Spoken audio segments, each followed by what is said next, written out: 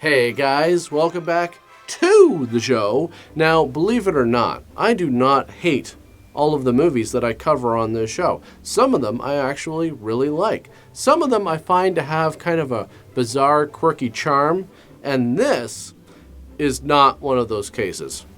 Yes, this is going to be one of those episodes where I really hate the movie. I could feel the boredom in my bones while I was watching this thing, and the only thing I could hope for is that in the end, I would be able to come up with some jokes for all of you. It's Doomsday Machine, or The Doomsday Machine. I don't know, who cares? This movie started production in 1967, but apparently it ran out of money, so it sat there for 5 years until they could get the financing to finish it. The only problem with that is, by that point, they didn't have any of the stuff that was used during the original production. You know, stuff like costumes, sets, the actors. Okay, here we go. Doomsday Machine. Wow, look at that title card. Really gets you excited, doesn't it? And now we have some weird noises over the credits. Take a listen.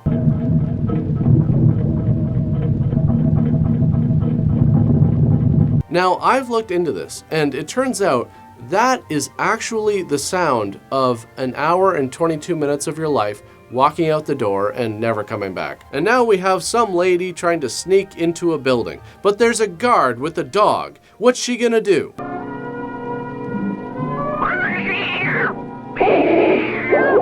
See, and that is why you should always have a cat with you at all times. It's like a Swiss Army knife, but fluffier. I think you could use a cat to diffuse all sorts of really tense situations, like a police standoff, or an awkward first date, or some sort of a hostage situation. Just throw a cat in there and see what happens.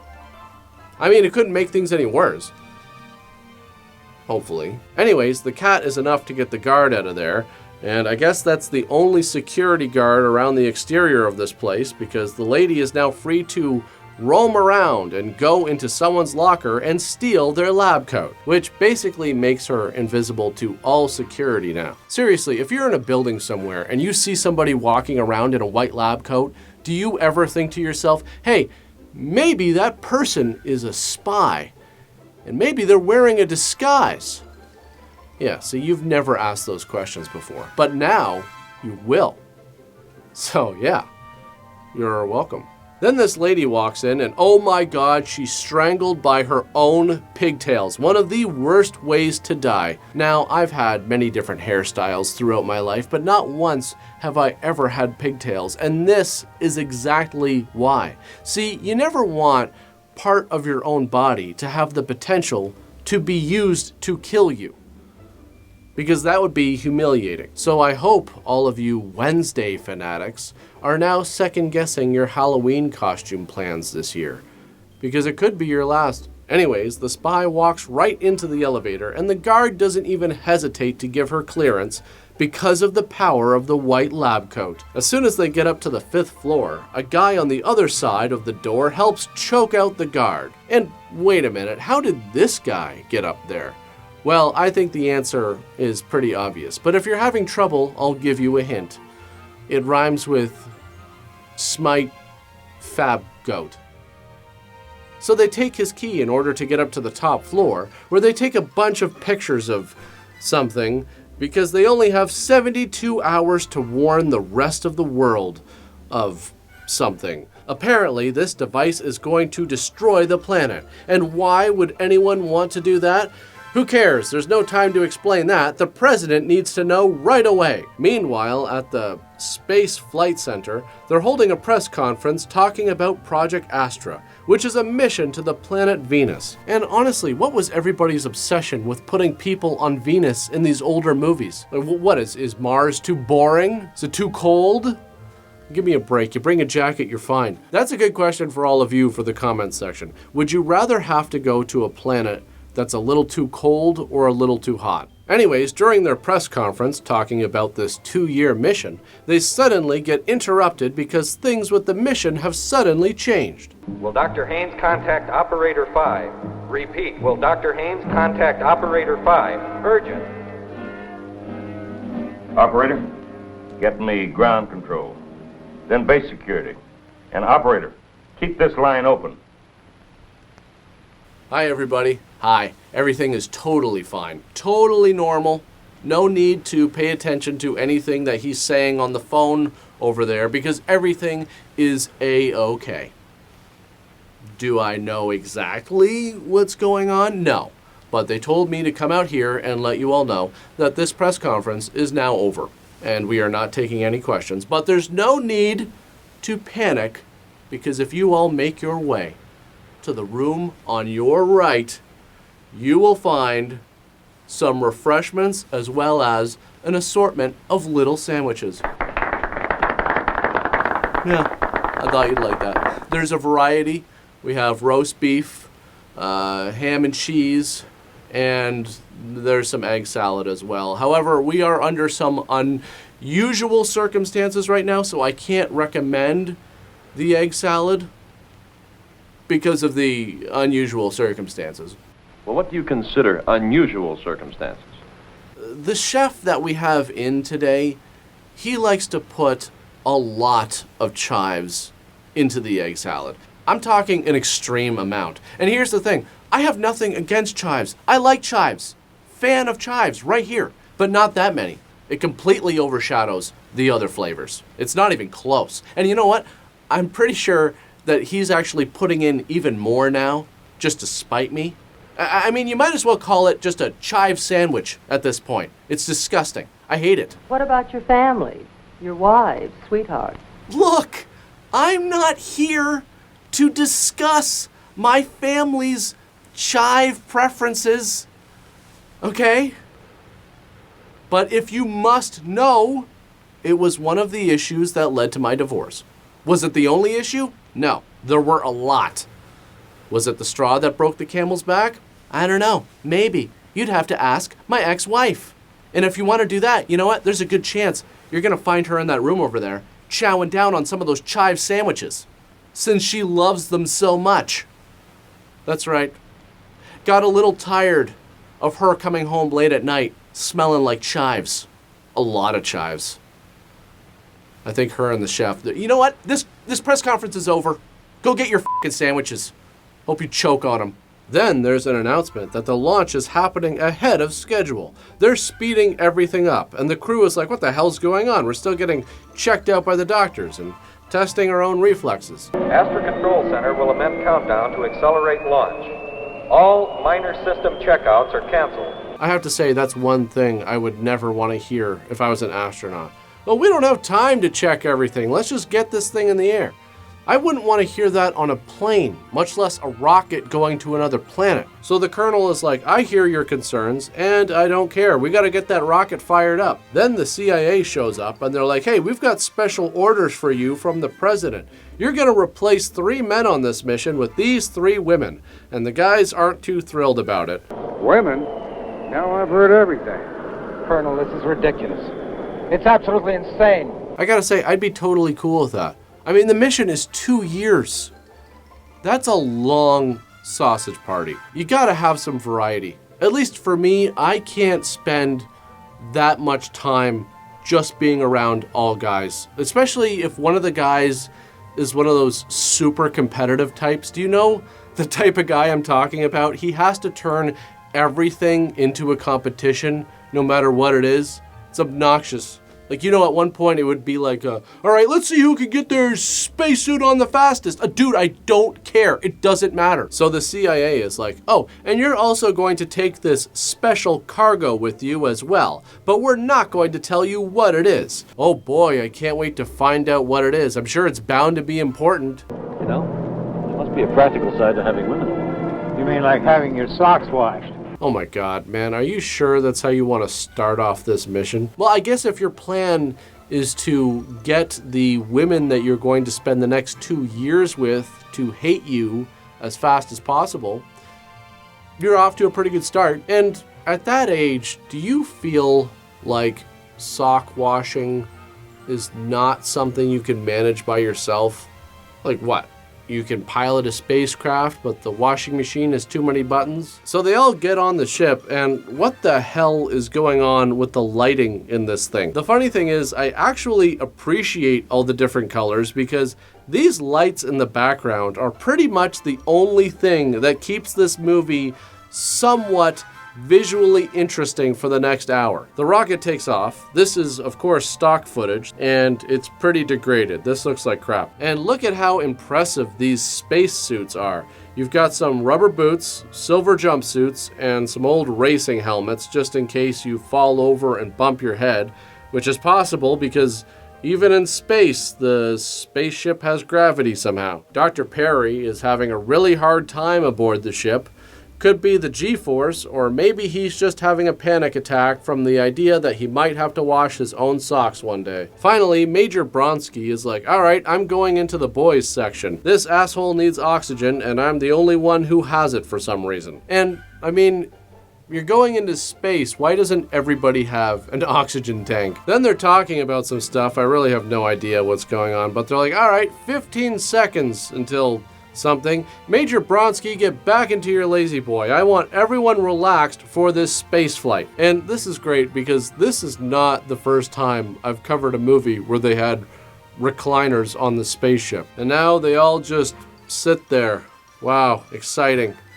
My God, I hate this. We keep getting shots of the spacecraft, but it makes no sense because it's all different. It's either stock footage or footage from other movies. Look, this is all supposed to be the same spacecraft.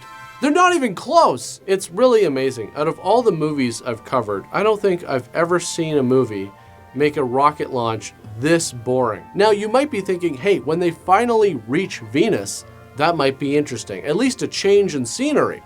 Well, I'm telling you right now, don't get your hopes up. Seriously, whatever expectations you have of this movie, lower them. And then lower them again. And then lower them 3 more times for good measure.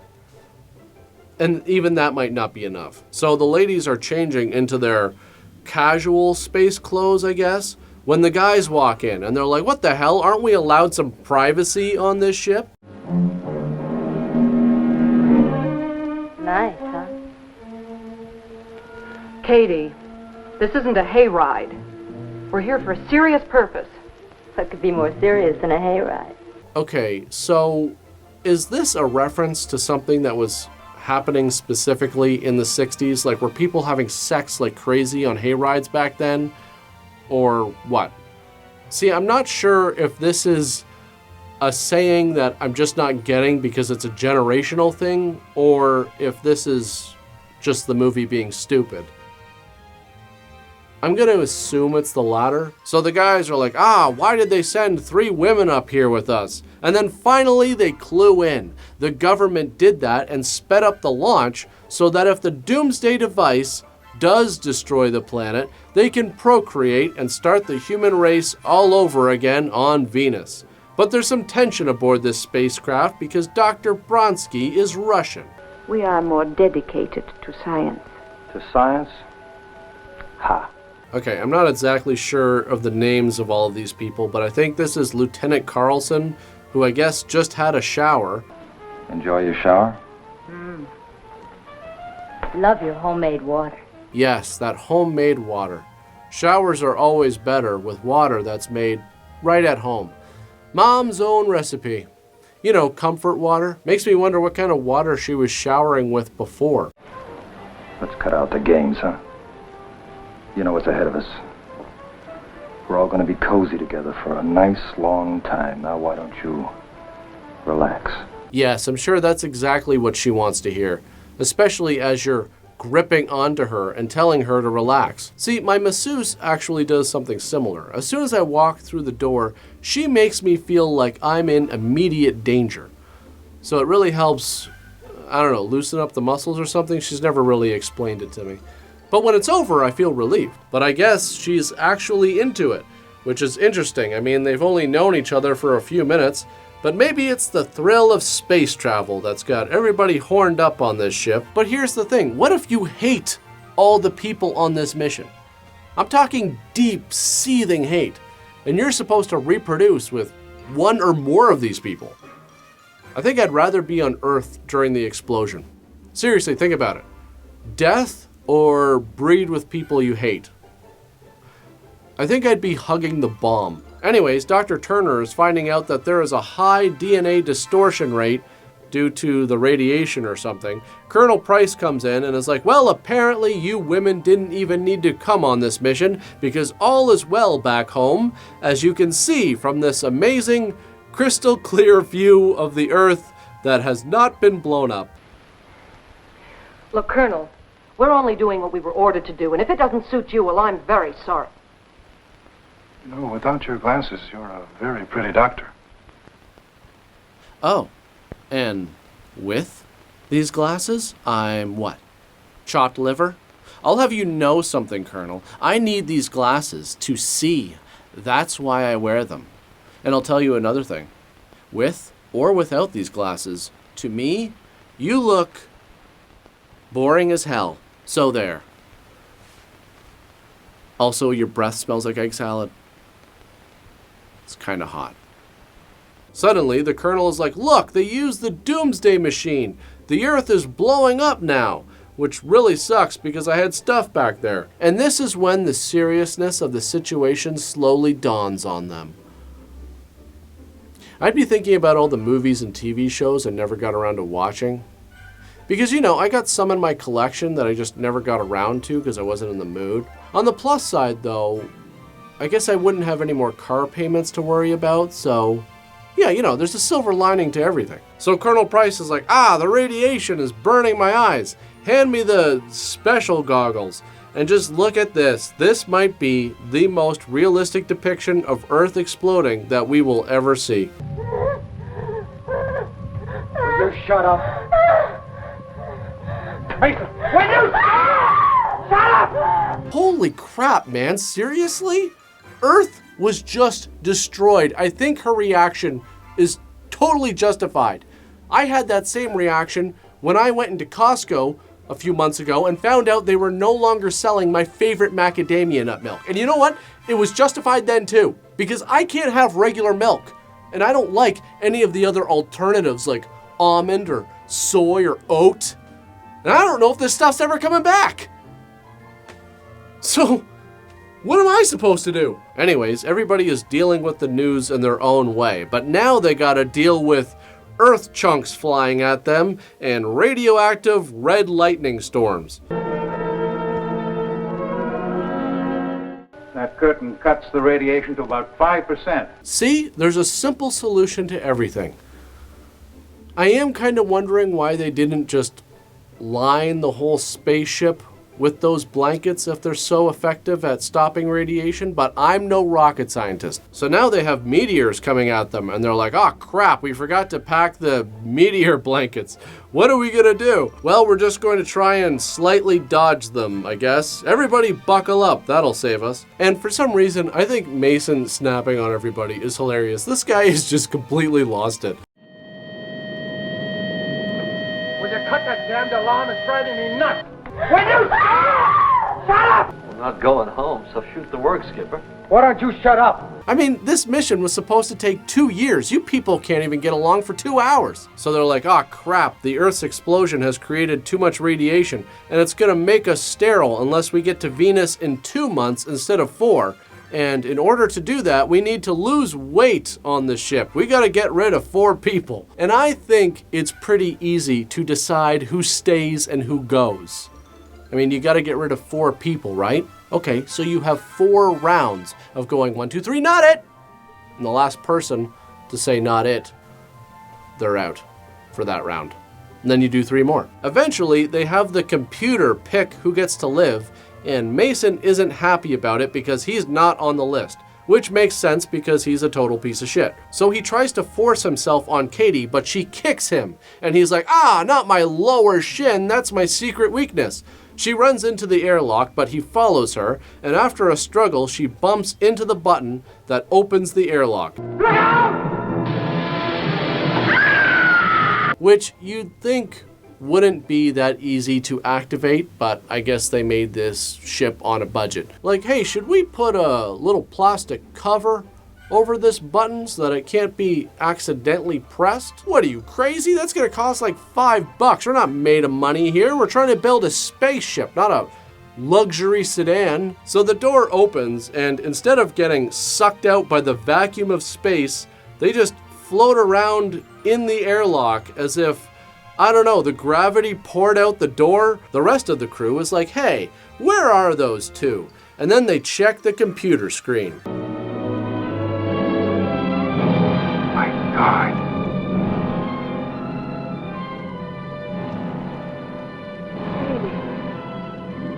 Kurt. Yeah, I don't know what they're reacting to. There's nothing here. So they start throwing out computer components because I'm sure none of that is important. And then Danny inquires about the mystery box. No, not bad. What is it? 5-year supply of food concentrates. So there you go. Why the secret? I don't know. It's just food. Why couldn't you tell them that in the first place? All right, there's a problem with this stupid ship now. And Danny is like, hey, I'll go out there and fix it. And wow, all they really added to his outfit was a helmet and a backpack. This looks really secure. Suddenly, Bronski shows up and they detach from the ship. So it looks like they're dead. Until, oh my God, look! It's an old abandoned ship. What are the chances? Pretty low. So they go into the ship and their suits are suddenly completely different, as well as their voices. It must be space magic. And obviously this is the stuff that they shot years later in order to finish the film, but it's just so awful. It takes forever.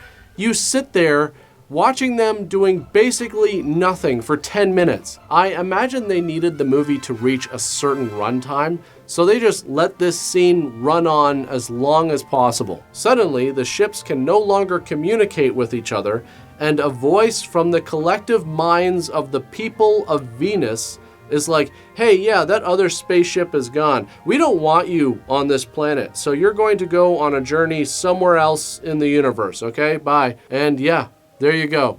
The end. I'm not even joking. That's it. It's a truly awful movie. And even though it's in the public domain and you can watch it for free, I would not recommend it. In fact, I urge against it.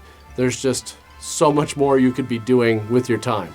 But thankfully, that's pretty much it for this one. As usual, thanks for watching, guys, and I'll see you all next time. Let's see who can lift the most space junk. Who can do the most pull-ups in zero gravity. Who can use the least amount of oxygen from their oxygen tank. How about you do that one by yourself? In fact, I'll help you out. I'll just disconnect your tank. You can win that one.